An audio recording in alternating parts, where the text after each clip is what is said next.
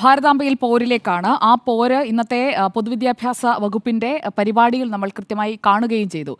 അതിൽ രാജ്ഭവനാണ് വേദിയായത്. രാജ്ഭവന്റെ main hall, അവിടെയാണ് ഈ ഭാരതാംബയുടെ ചിത്രം സ്ഥാപിച്ചിരിക്കുന്നത്. സ്ഥിരമായി സ്ഥാപിച്ചിരിക്കുന്നതാണ് എന്നതാണ് ഗവർണറും അദ്ദേഹവുമായി ബന്ധപ്പെട്ട വൃത്തങ്ങളുമൊക്കെ സ്ഥിരീകരിക്കുന്നത്. ആ ചിത്രം മാറ്റാൻ ഉദ്ദേശിക്കുന്നില്ല.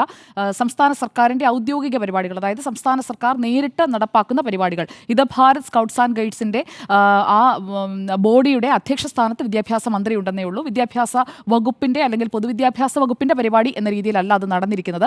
അതുകൊണ്ടാണ് ചിത്രം എടുത്ത് മാറ്റാത്തത് എന്നതാണ് ഗവർണറുമായി ബന്ധപ്പെട്ട വൃത്തങ്ങൾ സ്ഥിരീകരിക്കുന്നത്.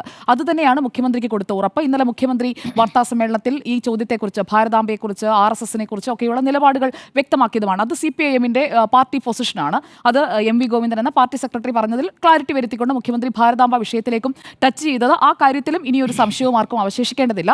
മാത്രമല്ല, ജിമ്മി ജെയിംസ് പറഞ്ഞ കാര്യത്തോട് ഞാൻ സെക്കൻഡ് ചെയ്യുകയാണ്. കാരണം നിലമ്പൂർ ബൈ ഇലക്ഷൻ എന്ന് പറയുന്നത് ഈ ഉത്തരത്തിന്റെ ഒരു അടിസ്ഥാന ഘടകമായി തന്നെയാണ് കിടക്കുന്നത്. നിലമ്പൂർ ഉപതെരഞ്ഞെടുപ്പിന്റെ ഒരു ചേരുവയാണ് ഇന്ന് നമ്മൾ കണ്ട വി ശിവൻകുട്ടിയുടെ ഷോ. അതൊരു ഷോ തന്നെയാണ്. അതായത് നിയമസഭാ കയ്യാങ്കളി അന്നുണ്ടായ അതിനുശേഷമുള്ള ബെസ്റ്റ് പെർഫോമൻസ് ആണ് ഇന്ന് വി ശിവൻകുട്ടി അവിടെ കാട്ടിയത് എന്ന് തന്നെയാണ് എൻ്റെ ഇക്കാര്യത്തിലെ എൻ്റെ ഫസ്റ്റ് ടേക്ക് എന്ന് പറയുന്നത്.